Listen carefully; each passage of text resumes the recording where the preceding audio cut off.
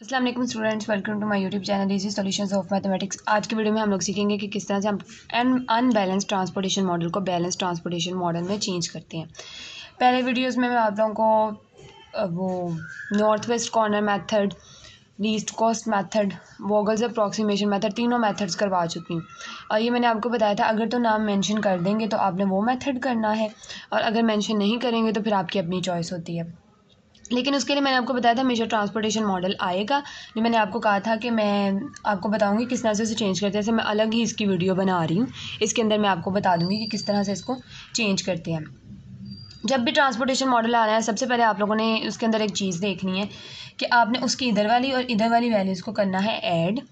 इन values को आप add करेंगे तो आपने देखना है कि क्या ये बराबर है। अगर तो ये बराबर है तो आपका ट्रांसपोर्टेशन मॉडल जो है वो बैलेंस्ड है।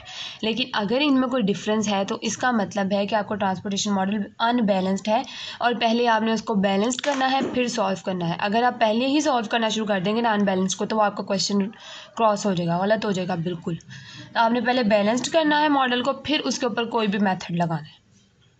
अब वो least cost north west corner method हो, वोगल्स अप्रॉक्सीमेशन हो, या मेथड ऑफ मल्टीप्लायर्स हो। मेथड ऑफ मल्टीप्लायर्स अभी हमने करना है, वो इस वीडियो के बाद इंशाल्लाह नेक्स्ट में वो मेथड करवाऊंगी। लेकिन उससे पहले ये ज़रूरी है कि ये आपका ये मेथड करवा लिया जाए ताकि आपकी अच्छी से प्रैक्टिस हो जाए। चलें जी, इसकी वैल्यूज़ को ऐड करके देखते हैं। 50 + 30 80, और 80 + 20 जो है वो हमारा 100 हो जाएगा। और इधर से देखते हैं 30 + 20 जो है हमारा 50, और ये प्लस 60 ये 60 हो जाएगा।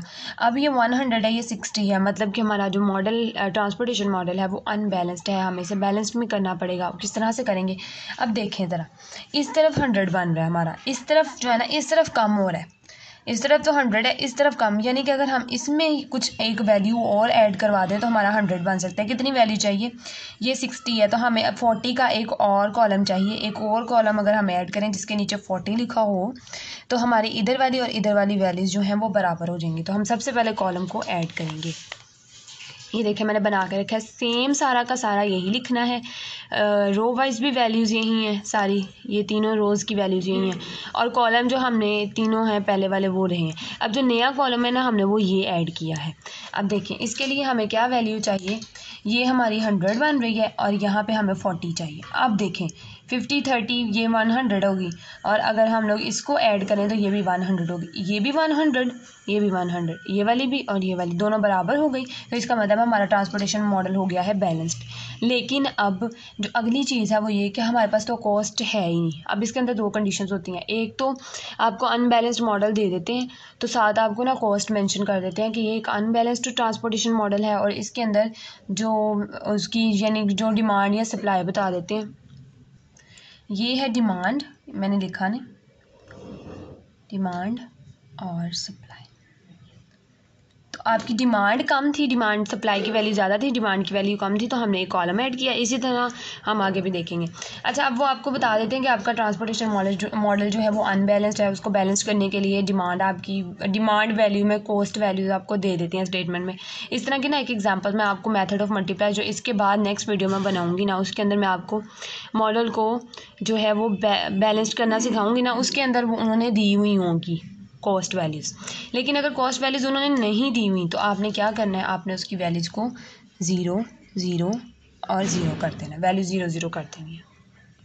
चलें जी, अब नेक्स्ट मॉडल है हमारे पास ये वाला। अब इसकी वैल्यूज़ को ऐड करें। एक और मॉडल ले लिया मैंने, 30 30 30, इसकी हो गया 90, और अगर हम इनको ऐड करें तो 120 होता है। ये वैल्यूज़ 120 हैं, और ये वैल्यूज़ क्या है हमारे पास 90। अब कमी कहाँ पे आ रही है? सप्लाई की वैल्यूज़ में कमी आ रही है, क्योंकि ये हमारे पास सप्लाई है, सप्लाई, और ये है डिमांड।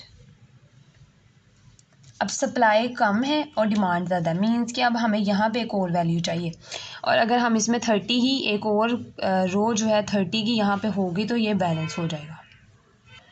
चलें जी, लेकिन मैंने सेम वही मॉडल बना लिया, लेकिन हमारी क्योंकि इस साइड पे एक वैल्यू की कमी हो रही थी, यानी सप्लाई में वैल्यू कम आ रही थी हमारी टोटल, तो हमें एक रो ऐड करनी पड़ी।